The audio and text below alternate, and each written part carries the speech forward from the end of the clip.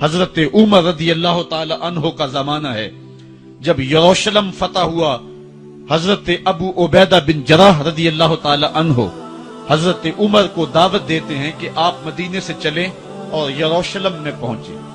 حضرت عمر مدینے سے چلتے ہیں، کتنا بڑا قافلہ لے کر کے، کتنا پروٹوکول ہے، حضرت عمر اکیلے اور ساتھ ایک غلام اور اونٹ بھی ایک، باری باری سوار ہوتے ہیں، کبھی غلام سوار ہوتا ہے، کبھی عمر سوار ہوتا ہے۔ حکمران تو وہ تھے لوگوں کی دہلیز پہ امن دینے والے، لوگوں کی چوکھٹ پہ جو ہیں وہ نور بانٹنے والے۔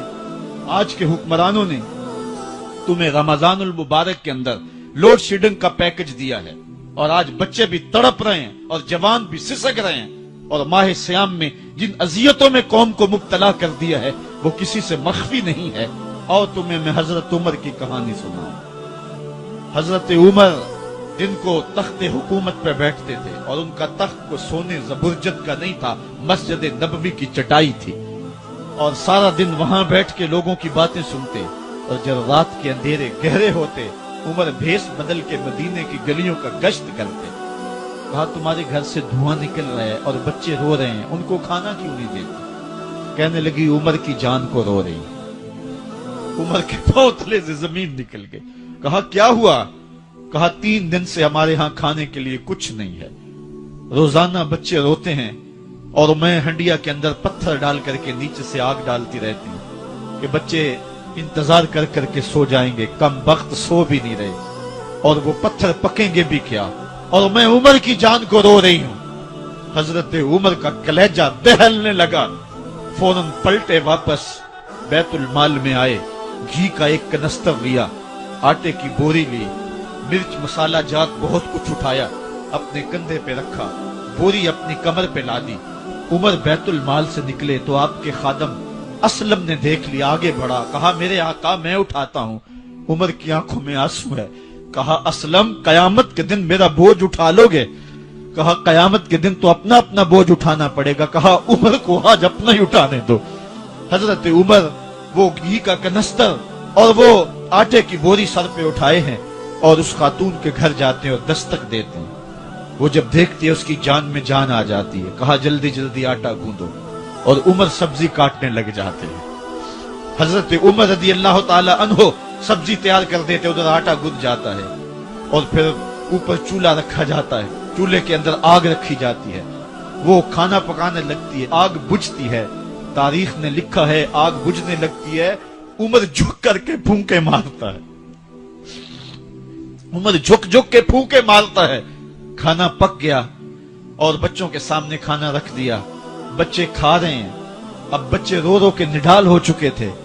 حضرت عمر اپنے ہاتھوں کو اور اپنے گھٹنوں کو اور اپنے پاؤں کو زمین پہ لگا کے، جس طرح بکری کا بچہ چلتا ہے، ویڑے کے اندر کبھی ادھر چلتے ہیں کبھی ادھر چلتے ہیں، تاکہ بچے مجھے دیکھ کے خوش ہوں اور دل میں کہتے عمر جتنا رلایا ہے اب اتنا ہنسانا بھی پڑے گا۔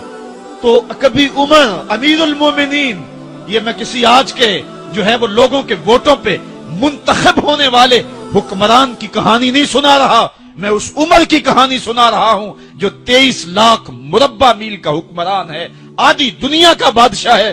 حضرت عمر جو ہے جس طرح بکری کا بچہ چلتا ہے، اس طرح اپنے ہاتھ اور اپنے گھٹنے زمین پہ ٹیک کر کے جو ہے وہ اس طرح چلتے ہیں۔ بچے عمر کو دیکھ کے مسکراتے ہیں۔ جب بچے مسکرانے لگے تو حضرت عمر نے اس خاتون سے کہا بڑھیا عمر کو معاف کر دے۔ اس نے کہا تو اتنی ہمدردی کیوں کرتا ہے؟ کہا عمر بیچارہ بڑا پھنسا ہوا ہے، فکر ہے اس کو یرموک و فسطاط و حلوان کی، جب فتح ہے مصر تو تیاری ہے ایران کی، آتے جاتے وفد سے ملاقات بھی کرتا ہوگا، آتے جاتے وفد سے ملاقات بھی کرتا ہوگا، اور شب کو معلوم حالات بھی کرتا ہوگا، کانٹوں میں الجھی ہوئی بیچارے کی جان ہے، نیند اس کو بھی آتی ہے، آخر وہ انسان ہے، میری بہن عمر کو معاف کر دے۔ اس نے کہا نانا عمر کی بات میرے سامنے نہ کر، قیامت کا دن ہوگا، عمر کا گریبان ہوگا اور میرا ہاتھ ہوگا۔ جب اس نے یہ بات کہی تو عمر برداشت نہ کر سکے، بچوں کی طرح بلک بلک کے رونے لگے۔ کہا وہ بد نصیب عمر تیرے سامنے ہے، آج ہی کہلا جو کہنا ہے، قیامت کے دن مجھے معاف رکھنا۔ اس نے کہا تو عمر ہے؟ کہا بدنصیب عمر تیرے سامنے کھڑا ہوں۔ میرے عمر کہتے ہیں اگر دجلہ کے کنارے ایک بکری کا بچہ بھی پیاسا مر گیا اس کا حساب بھی عمر سے لیا جائے گا۔ اللہ اکبر۔ میں اس حضرت عمر کی کہانی سنانے لگا تھا۔ حضرت عمر نکلے یروشلم میں، ایک اونٹ ہے، ایک غلام ہے، کبھی وہ سوار ہوتا ہے، کبھی آپ باری مقرر کی ہے۔ جب قریب پہنچے یروشلم کے تو عمر کی باری نکیل پکڑنے اور غلام کی باری اوپر سوار ہونے کی آ گئی۔ غلام نے کہا آقا میں مرضی سے اپنی باری چھوڑتا ہوں، آپ آ جائیں، دشمنوں کے مفتوحہ علاقے میں آ رہے ہیں، تازہ تازہ علاقہ فتح ہوا ہے، اسلام کی شان و شوکت ظاہر ہو۔ عمر نے کہا اسلام کی شان و شوکت ایسے ظاہر نہیں ہوتی، اپنی باری پہ تم بیٹھو گے، اپنی باری پہ میں بیٹھوں گا۔ لوگ منتظر کھڑے ہیں، دور سے جب دیکھا کہا اس کی ہیبت سے کانپتے تھے ہم، یہ تو کوئی حبشی لگتا ہے، رنگ کالا ہے، ہونٹ موٹے ہیں، اس سے تو زیادہ حسین اس کا غلام ہے جو آگے آگے چل رہا ہے۔ حضرت ابو عبیدہ نے کہا دھوکہ کھا رہے ہو، ہمارا آقا وہ نہیں ہے جو اونٹنی کے اوپر سوار ہے، ہمارا آقا وہ ہے جو لگام تھامے آگے آگے چل رہا ہے۔ حضرت عمر رضی اللہ تعالیٰ عنہ کو آگے بڑھ کے جابیہ کے مقام پہ حضرت ابو عبیدہ بن جراح نے استقبال کیا، تو حضرت عمر آگے بڑھے اور انہوں نے آگے بڑھ کر کے حضرت ابو عبیدہ کے دونوں کندھوں پہ ہاتھ رکھا، اور سنو حضرت عمر نے کیا کہا، کہا لا الہ الا اللہ انا کنا اذل قوم فاعزنا اللہ بالاسلام۔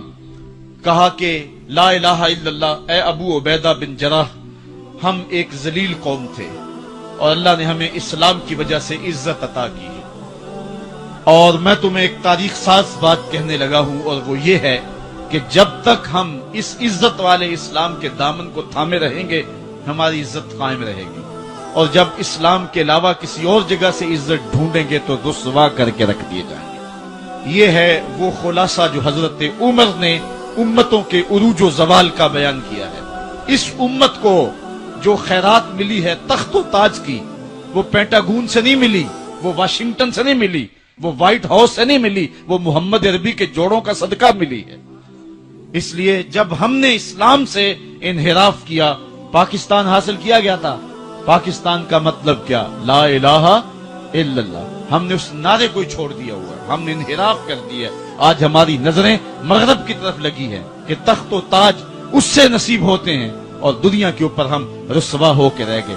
ہماری پستی، ہماری ذبوحالی، ہماری ذلت کا سبب یہ ہے کہ جس جگہ سے ہمیں عزت ملی تھی ہم نے وہ مرکز ہی چھوڑ دیا ہے۔ اس مرکز حیات کو، اس مرکز زندگی کو، اس مرکز عزت کو ہم نے چھوڑ دیا ہے، اور دنیا کے اوپر ہم رسوا ہو رہے ہیں۔ انہی حضرت عمر کی کہانی ہے۔ وادی تہامہ سے گزر رہے تھے کہ بچوں کی طرح بلک بلک کے رونے لگے۔ کہا عمر جوان آدمی ہو اور بچوں کی طرح بلک کے رو رہے ہو؟ کہا تم نہیں جانتے، مجھے بچپن کی کہانی یاد آ گئی۔ کہا کیا کہانی ہے؟ کہا یہی عرض تہامہ تھی، میرے باپ خطاب نے مجھے 5 اونٹ دیے تھے، کہا انہیں لائن میں کھڑا کرو سیدھا۔ میں آگے والا سیدھا کرتا تھا، پیچھے والا ٹیڑھا ہو جاتا، پیچھے والا سیدھا کرتا، آگے والا ٹیڑھا ہو جاتا۔ میرے باپ خطاب نے مجھے بڑا مارا۔ کہا ایک عرب کے بیٹے ہو کہ تم سے 5 اونٹ لائن میں کھڑے نہیں ہوتے؟ کہا ایک زمانہ عمر پہ وہ تھا کہ اس سے 5 اونٹ لائن میں کھڑے نہیں ہوتے تھے، اور آج شرق سے لے کر غرب تک 23 لاکھ مربع میل کی حکمرانی اور انسان بھی لائن میں کھڑے ہیں۔ یہ محمد عربی کے جوڑوں کا صدقہ نہیں ہے تو اور کیا ہے؟ عمر سے تو 5 اونٹ لائن میں کھڑے نہیں ہوتے تھے۔ تو یہ عزتیں، یہ تخت و تاج، یہ حکومتیں ہمیں حضور کی دہلیز سے ملی۔ جب ہم نے اس دہلیز کو چھوڑ دیا تو دنیا کے اوپر رسوا ہو گئے اور ذلیل کر کے رکھ دیے گئے۔